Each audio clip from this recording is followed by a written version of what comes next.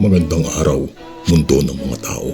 Sa video na ito, pag-uusapan natin ang pinakamahal na bato sa mundo ng mga tao, ang Pink Star Diamond. Noong 1999, sa isang minahan sa Africa na pag-aari ng De Beers, natagpuan ang isang napakapambihirang diamante nang ito ay unang matuklasan. Ito ay isang magaspang na bato na may bigat na 132.5 karat, ngunit sa kabila ng kanyang simpleng anyo, nakita agad ng eksperto ang potensyal nito. Dinala ang batong ito sa Switzerland kung saan ito ay pinakintab ng mga bihasang eksperto sa loob ng 2.5 taon. Matapos ang maingat at masusing proseso, ang magaspang na diamante ay naging isang napakagandang pink na diamante na tinatawag na Pink Star Diamond na may bigat na 59.6 karat.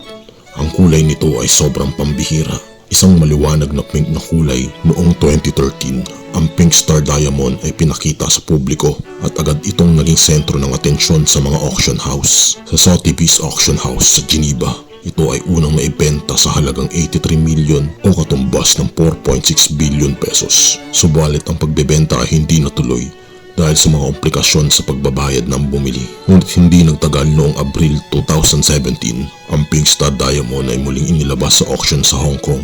Sa pagkakataong ito ay naibenta sa halagang $71.2 million sa isang private buyer na hanggang ngayon ay nananatiling anonymous.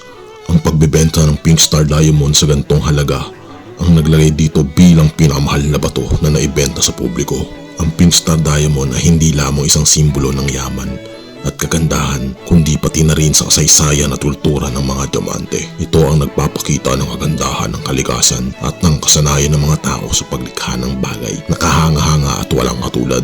Salamat sa panonood. Kung nagustuhan mo ang kwento ko, paki-like, mag-follow at i-share mo ang video na ito para may pamasahe ako sa mundo ng mga halimaw.